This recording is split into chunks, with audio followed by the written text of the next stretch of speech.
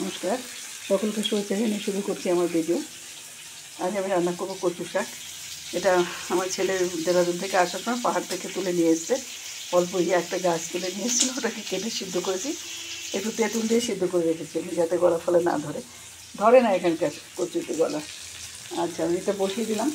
একটু কালো জিরে, কাঁচা লঙ্কা, পেঁয়াজ আর চিংড়ি মাছ একসঙ্গে দিয়ে আমি এটা ভেজে নিচ্ছি আগে।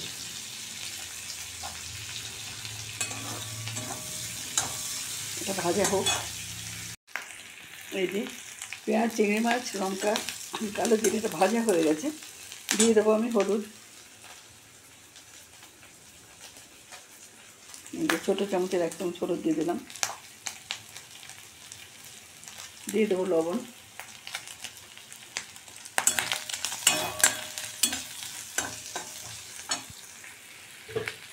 দিয়ে দেবো একটু চিনি, অল্প একটু চিনি দিয়ে দেবো।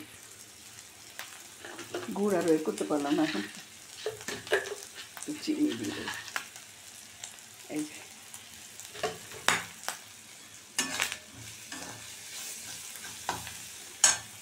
এবার দিয়ে দেবো কচু শাকটা। কচু শাকটা আমি সেদ্ধ করে রেখেছিলাম।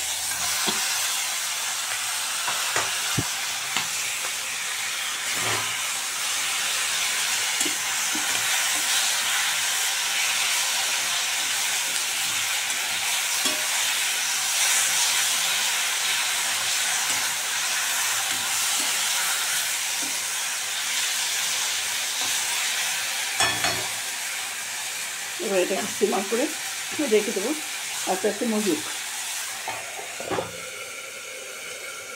তারপর আমার সাথে এই যে এই পজিশানে আছে, হলো কচু শাকটা কমপ্লিট হয়নি এখনও, আর একটু হবে, একদম কমে গেছে।